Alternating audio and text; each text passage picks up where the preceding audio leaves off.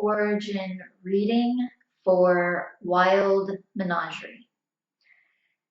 So I surrounded the room with my turquoise and my selenite. And that's also what I used to surround myself and you in positive energy for the start of the reading. And I'm actually still continuing that. I have my blah, blah, blah quartz crystal. Hello. So I'm going to surround myself with that now.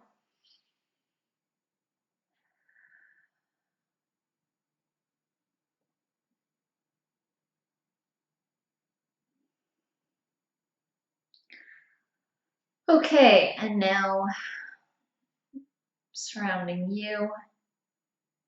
And I've got a guide coming up.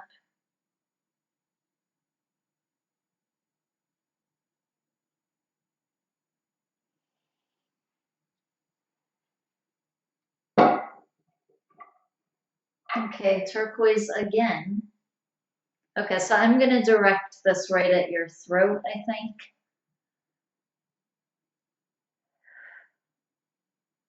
Okay, I surrounded myself again. I'm surrounding you, and now I'm directing it into your throat.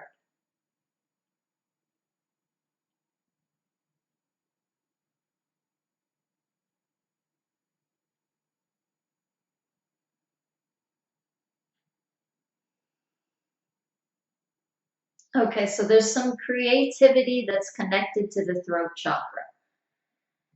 There's different things this could be, but obviously it has to do with expression. So this could be writing, this could be speaking, this could be singing.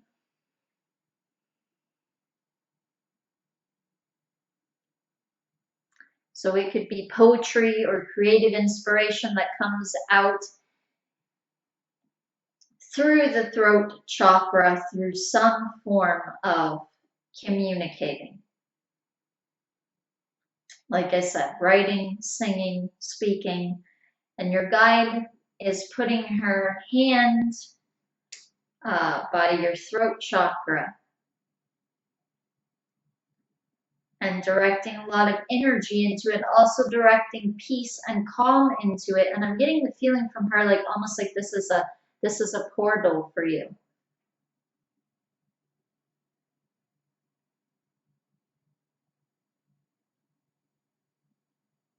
So like when you write things down or when you speak, they manifest, especially if that's your intent. And you should be clear on your intents and focus on manifesting what you want through your thought and your will and your feeling.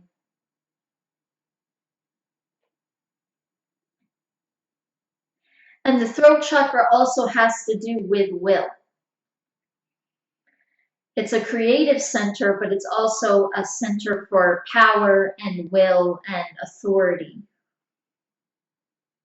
And it wills things into being. And turquoise, this is very good for the throat chakra specifically, and for communication.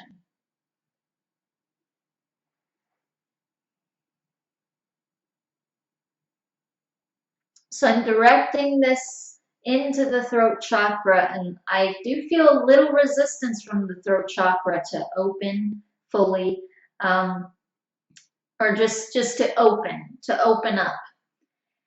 And they're saying to open up, like open up the floodgates of inspiration, and let this creativity come out in the way that you are inspired to do. But let it come out overflowing. Like if it's writing, you could publish a book.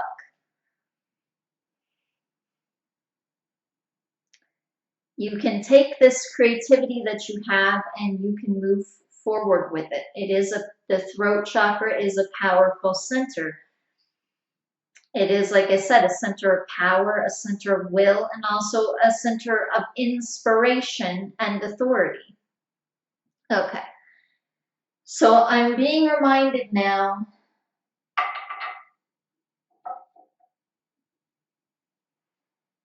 So I'm switching to my intensonite here.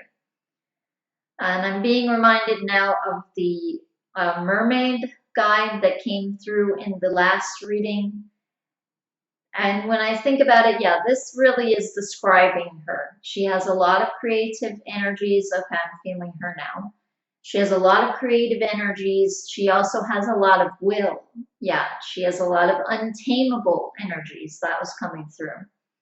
Okay, so I'm surrounding myself now with the, whoa, intensonite. I'm feeling this specifically going all through my aura, and you as well. That's really where it's going, the aura specifically, and cleansing that out. And a lot of times these white crystals have to do for me with cleansing. That's a lot of the time what comes through: cleansing, cord breaking, and also higher energies that are merging with the person. In this case, it feels like merging. I want to say merging. And I keep seeing in your picture, there's this energy that keeps coming down over your face, and it's like going into the throat chakra. And they were specifically saying, I don't know if I said this a minute ago, but they were specifically saying that the throat chakra is like one of your portals. It's like specifically a portal. It's like a portal for information. Information passes down through into this chakra so that you can use it, so that you can manifest something with it. So you get inspired due to this chakra, and it comes out in some way through, like I said, speaking, writing, singing, something to do with communication through this chakra that's coming out in a creative way, in an inspired way. Even affirmations can be inspired. Even affirmations that you're saying or that you're writing down, this is inspired. This can be inspired from your guides, and it can birth something new. So this center is also your will to create. And I'm getting the feeling from them, not him, them. I've got a she here, not a him. But I do feel other energies as well, so I have to say them. But and it's mainly her speaking, but still, there's a group around you, just like last time. There's still a group around you that I sense, and there's so much white light all over your picture and just vibrating everywhere. I've got several people in the room that I feel standing around, like 4 or 5 or 6 or maybe 7 or 8 or 9 or 10. I feel like I'm just going to keep counting if I go down that road. Okay, so anyway, okay. Getting a little ahead of myself.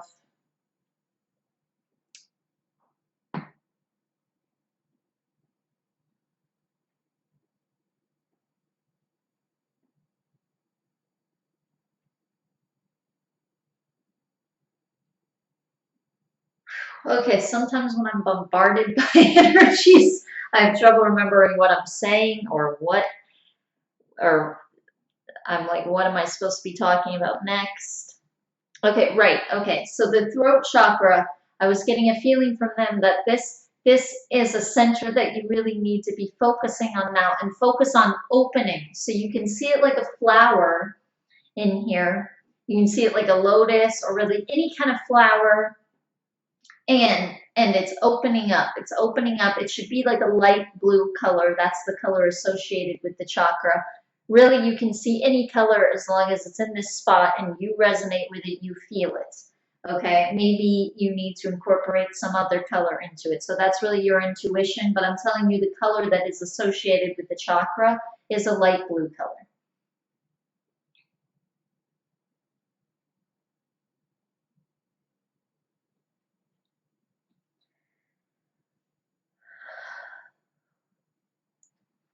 Water. It's about like this color.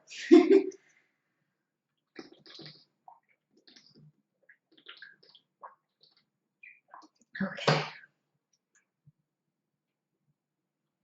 And I get the feeling of like an expansion.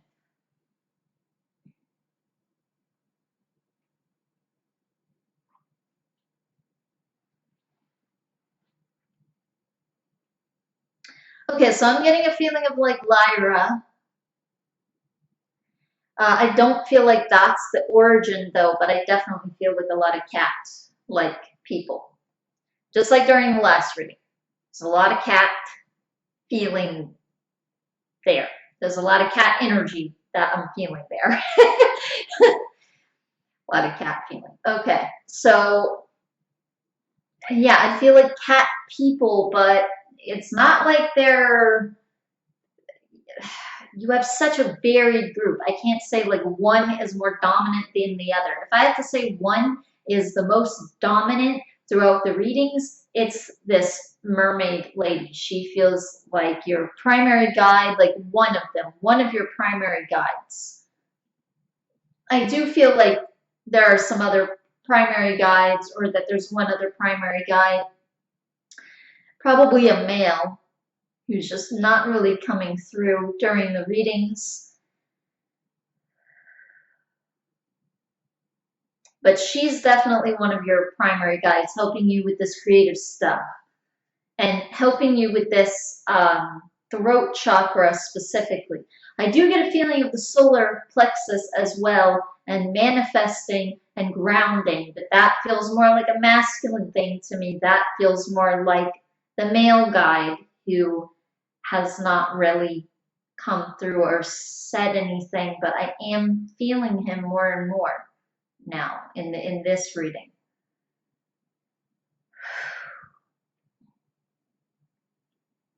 He has a similar energy to this female guide.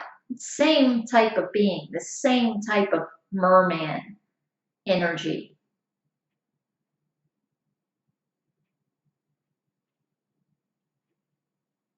And I know during your first reading, because I'm being reminded of that too, there was this Syrian energy. Oh yeah, and the Egyptian thing. They're reminding me of that. And Egypt, yeah, I've said in a million readings, there's a connection with Egypt and Sirius. Um, even in a, I did not know anyone else had picked up on this. It just always comes through for me during my readings. And then just recently I bought this Egyptian oracle deck, and even in there, I kept associating Isis with Sirius over and over. So that was pretty interesting. But anyway, so there is that connection there, and then there are these mer people, but then at the same time, I've just never felt a Syrian quite like this, unless they're from some other part of Sirius, or they're just not from Sirius, and there's also a Syrian connection that you have. The reason I'm saying that is because of how they feel like mermaids, like not Syrians. They just feel like mer people, because like fairy types of beings, they have like kind of fiery feeling to them a lot of the time, and they're emotional. They're more emotional, and when you think about the sea, and it's not really something that you want to temper with. Yes, it can be calm, it can be tranquil, and it can be mental, but it can be very emotional, and it can be disruptive. And there is that feeling with them, like kind of a charge to their energy, like they possess a power and a strength and an authority, but also a little bit of a mischievous side, which you'll feel with fairy types of beings a lot of the times. With Syrians, even though they are sometimes A lot of the time, it depends on where they're from in Sirius, but a lot of the times they'll come through as a mermaid type of humanoid still.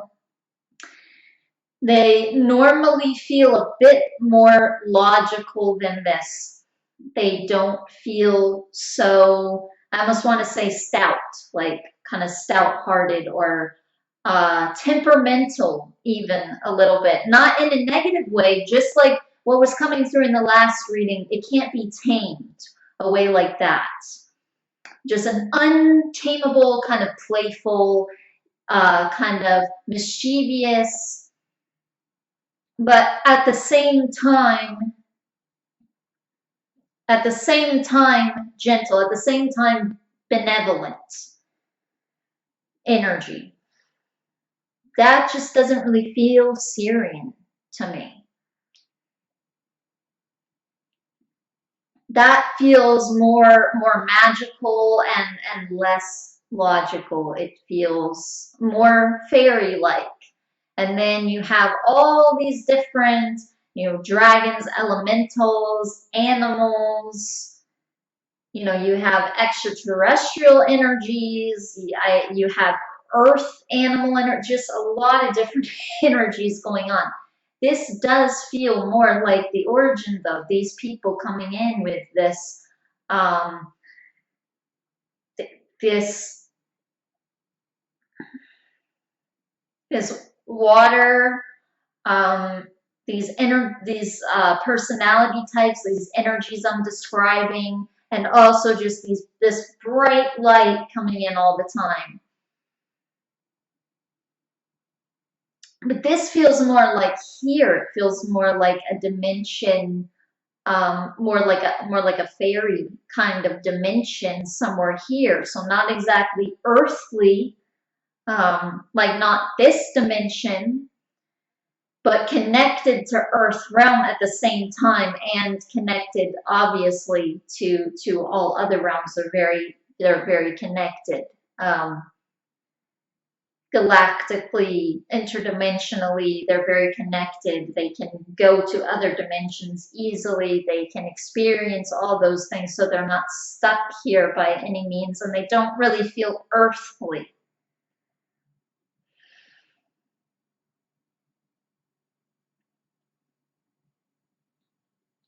But at the same time, I don't really feel them like an association with another planet. I do feel this connection to Sirius, though.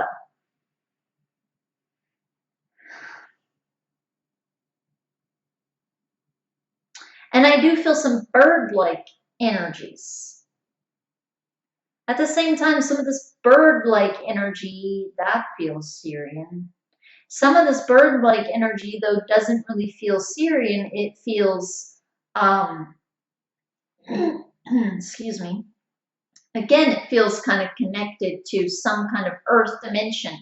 Like the dragon energies. This feels connected to another dimension of earth.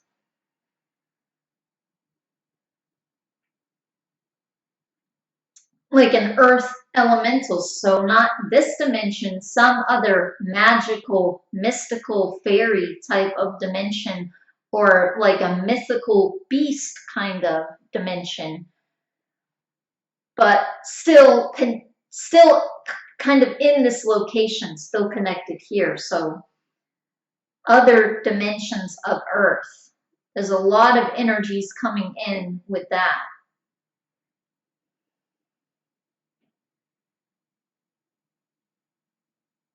So, like dimensions of earth where you can do anything, where you're tapped into all that is, you're tapped into everything, you know everything, you can experience having no limits.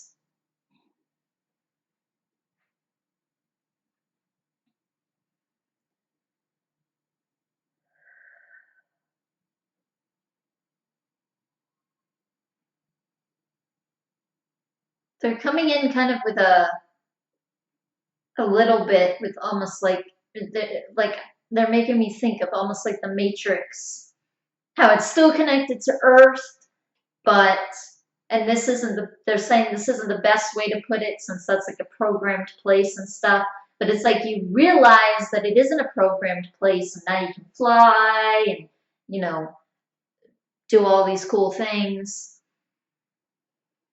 fight people, whatever. um, like you have like all these powers and things. You can stop bullets and all this stuff.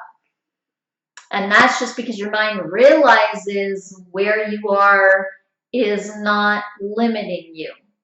So they're saying, you know, this can be had here. It's just people are not realizing their limitless potential yet here in this part of Earth realm. So in this realm of Earth,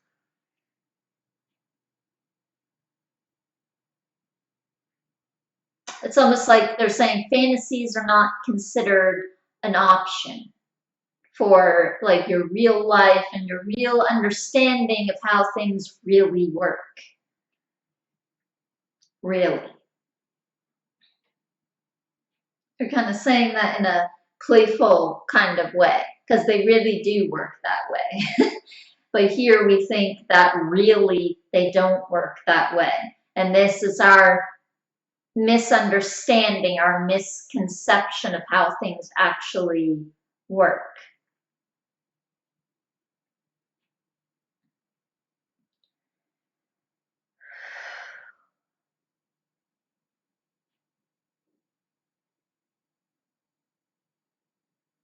So they're giving me a feeling you are tapped into all that is and you're bringing this through.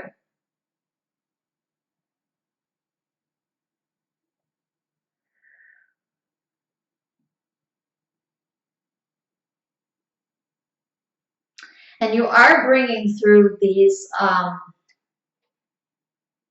various energies from other planets also, though, from past lives that you have had. So you have had past lives on other planets. Lyra, for one, for sure. Sirius, for sure.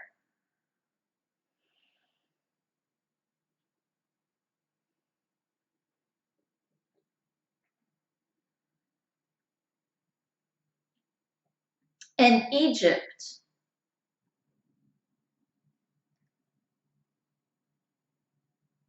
They're saying multiple lifetimes in Egypt.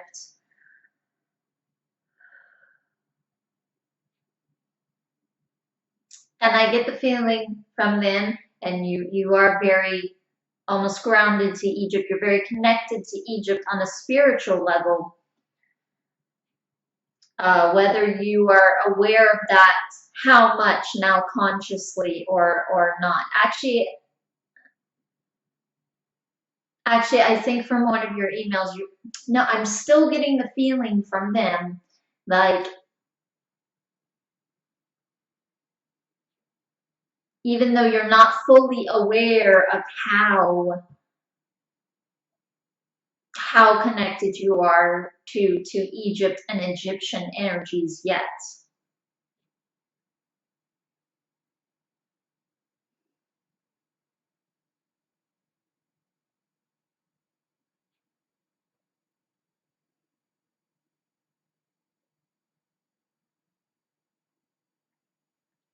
I get the feeling from them of you like calling on like the Egyptian pantheon, calling on some of those energies and just experimenting with it, seeing what you resonate with and what empowers you.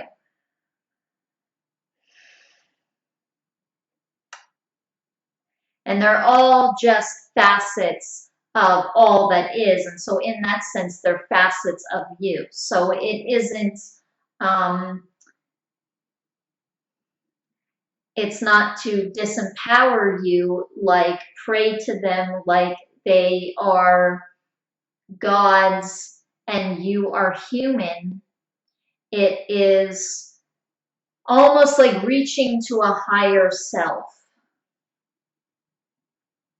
So it is an aspect of you. That's how they want you to think of it. They're saying that, they're saying this again. This point that they made earlier, they're saying this again.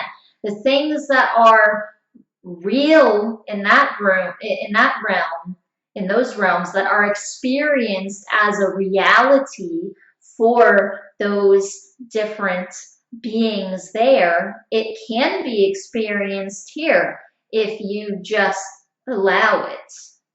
If you fully express your divine nature here in this realm, it doesn't matter what realm you are in. This realm isn't limited. It's we come here and we have limited thoughts in this realm, and we think that it is the realm's doing. We think it is this realm, this vibration, and this frequency that is doing it to us, but we are causing the frequency. We're causing these limitations that we experience. And we can have the upper hand over it. And they're saying, just like in the Matrix, yes, it's a programmed place, but when you realize your full potential, then you can soar through the air, you can have unique abilities, you can make the place feel what you feel from within that can appear outwardly. So it's all about the inward going to the outward, manifesting in the outward. And what you see on the outside is what appears from within you. So this place is the place that you are seeing. This is the place within you that you are seeing outside of you. And this is the way that it is for everyone. We think that, like they were saying, the outside is affecting us and this place gives us limitations, but rather our inward world is creating this reality around us, and we are not really limited in any way. This is something that your guides want you to have an understanding of, and that you're meant to bring things through. You're meant to bring something through that inspires people, that causes them to feel their voice, feel their creative power from within, and hear their own voice of truth, hear their own unique understanding and their wisdom.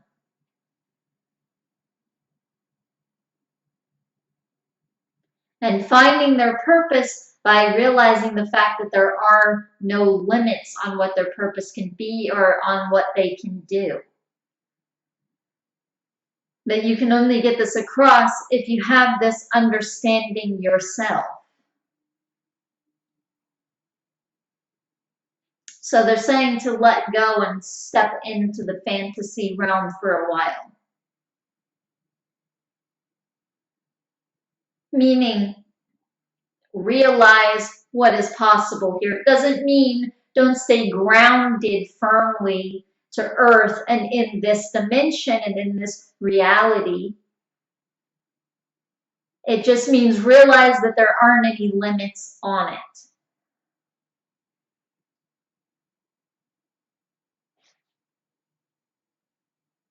Okay.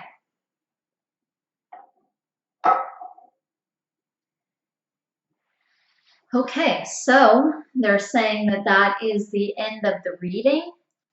So thank you so much, Wild Menagerie, for allowing me to do this reading for you.